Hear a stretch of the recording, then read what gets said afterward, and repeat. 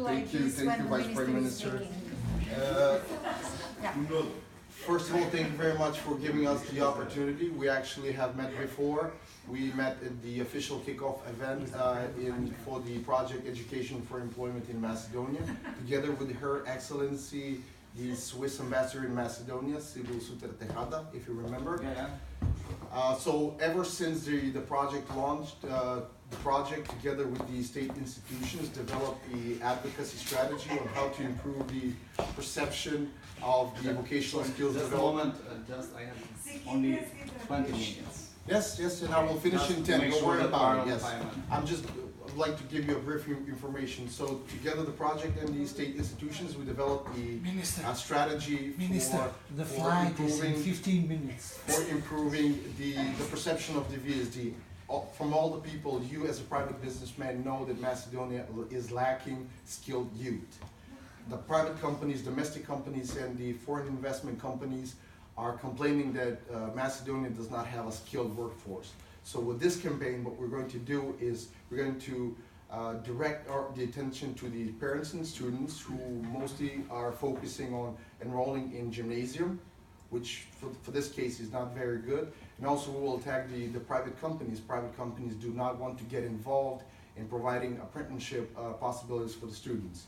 So we have come up with the idea of setting up this committee where all stakeholders will sit on one table and discuss what is needed to improve the level of skills in youth today. This again will improve this government's situation in terms of the economy, because you will provide skilled workforce for the domestic and for the foreign investment companies, and of course that will generate better economic numbers for your government too. But if we, of course, we did not come here empty-handed. We did a lot of market research. We identified what is needed to be done. All we need from you is a simple yes, a green light to establish this committee where all the stakeholders will come, sit, and start making decisions on a regular basis. That's it. Yes, I understand. We have discussed it, but I see some constraints. I have discussed also in the ministry. We have some not good examples. I've heard for a vocational school, they started some training in welding, and after those guys are now in Germany. So I'm afraid of pushing too much to vocational trainings, and we just support them how to be successful in Germany and in other countries. So what is, how we can address this? From our perspective, we have only two options: to do something or to not do anything. It's better to do something and train skilled youth.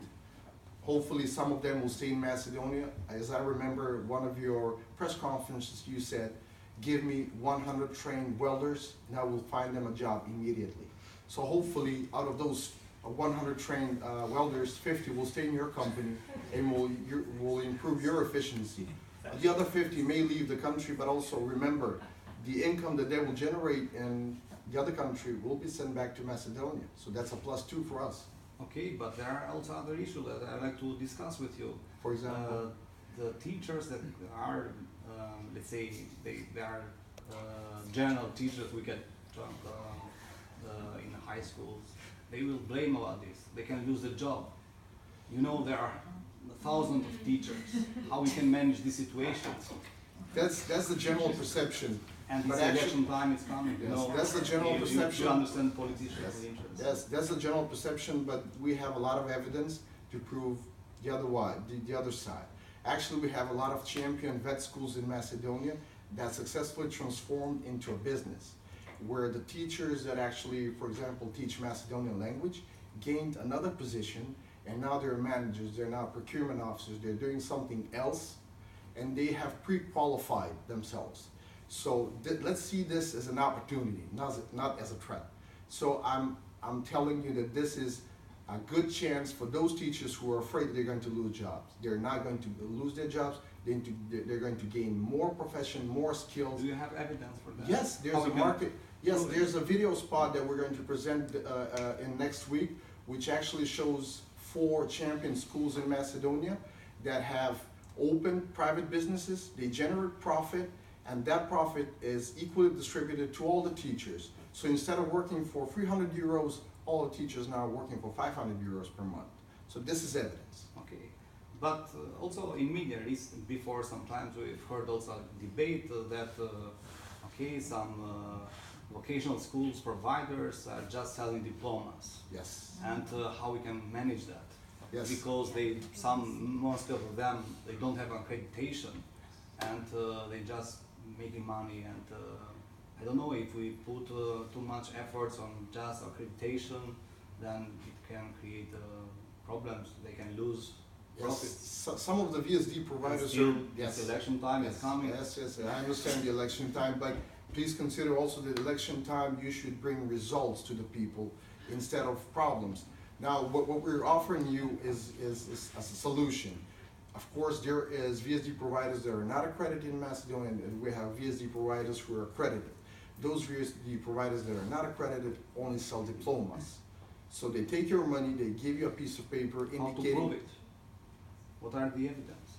The evidence is we will bring you evidence from abroad, from other countries, which prove that if a certain VSD provider is accredited, provides accredited qualification trainings, then this VSD provider will gain more profit and will be sustainable on the long run.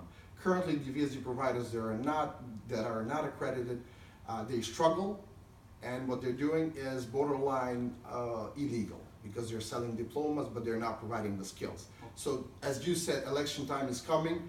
We should eliminate the players who are providing illegal diplomas and focus, as you said many times on press conferences, that this government is working and is focusing their strength on the fair players on the market. So you should focus on these VSD providers. I'm looking forward to have a chance, but a very big issue can be with the parents.